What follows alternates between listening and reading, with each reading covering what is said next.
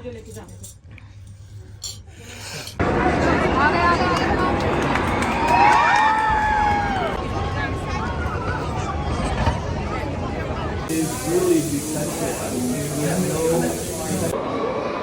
लो भाई, इनको इन्होंने म्यूजियम में रखा हुआ है।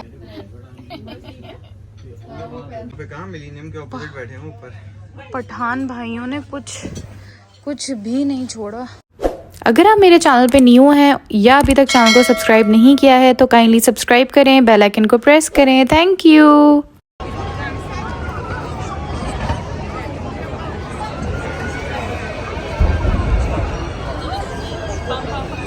हेलो एवरीवन, क्या हाल चाल है आप सबके। Hope you guys are doing really well and welcome back to my channel. तो जी, ये जो आप लोग इतना शोर शराबा देख रहे हैं और पूरा लंदन बाहर निकला हुआ देख रहे हैं, तो ये बेसिकली है जो क्वीन की आई थिंक प्लेटिनियम एनिवर्सरी हुई थी। यस, प्लेटिनियम एनिवर्सरी हुई थी, उसकी वीडियो। पूरे यूके में ऑफ था, आई थिंक यूरोप में भी ऑफ था, I am not sure about it. अगर आप में से कोई यूरोप में रहता है तो प्लीज़ मुझे बताइएगा। तो जी, ये हम लोग पैलेस के बिल्कुल बैक साइड वाली रोड पे थे और सब वहीं थे ऑब्वियसली, क्योंकि रॉयल फैमिली ही सिर्फ थी या मीडिया था जो पैलेस में था।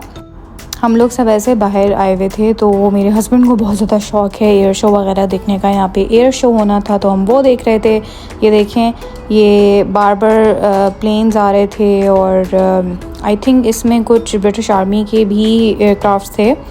तो ये सब आ रहे थे, ये हम देख रहे थे। इसमें अभी एक दफ़ा प्लेन्स आएंगे, वो 70 लिखा हुआ होगा, 70, क्योंकि 70 ईयर्स हो गए क्वीन को रूल करते हुए। वो इतना अच्छा लग रहा था और पहली बार मैंने लंदन में इतनी रौनक देखी। वैसे तो लंदन इट्सेल्फ जो है वो हर वक्त वहाँ पे शोर शराबा, इवेंट्स और कोई ना कोई हैपनिंग होती रहती है, बहुत रौनक होती है। लेकिन मतलब इतने ज़्यादा जो ज़्यादातर टूरिस्ट होते हैं जो मुझे बाहर दिख रहे होते हैं, मगर आज तो ऐसा लग रहा था टूरिस्ट के साथ सारा लंदन ही बाहर था, सब आए हुए थे। ऑब्वियसली ये उनके लिए थोड़ा प्राउड मोमेंट होता है। उनकी क्वीन जो है वो उनकी रूलर है और दे रियली रिस्पेक्ट हर। और वैसे जो भी है 70 ईयर्स तक रूल करना, it's not an easy thing. So obviously kudos to her for that.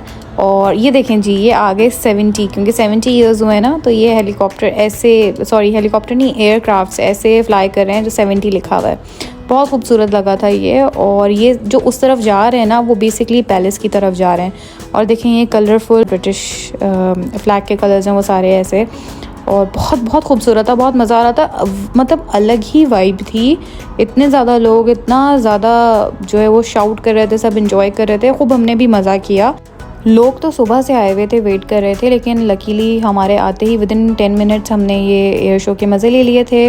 वहाँ से करीब में ही कोवेंट गार्डन था, तो हम वहाँ चले गए थे। वहाँ पे अलग प्लेटिनियम की जो है वो डेकोरेशन हुई थी, बहुत खूबसूरत सी, तो वो सब हमने देखा, एंजॉय किया। कोवेंट गार्डन में हर सीज़न के हिसाब से उनकी अलग सेलिब्रेशन और अलग ही डेकोरेशन होती है।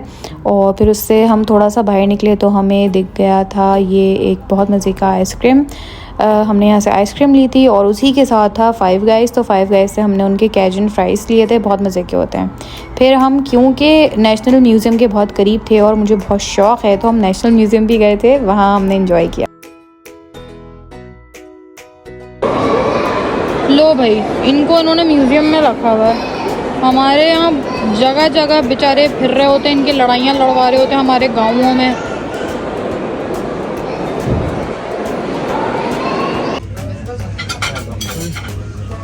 दो मिनट के लिए हम भूल गए कि हम कराची, हम लंदन में हैं। जी, लंदन वाली फील आ रही है कहीं से। मतलब पठान, वहाँ पे कहाँ मिलीनियम के ऑपोजिट बैठे हैं ऊपर। पठान भाइयों ने कुछ भी नहीं छोड़ा। अच्छा जी, फिर पूरा दिन घूमने के बाद ये कोई 8:30 बजे का टाइम है। रोशनी बहुत ज़्यादा है, दिन निकला हुआ है, क्योंकि आजकल यहाँ पे दिन बहुत बड़े हैं, लेकिन ये 8:30 का टाइम है।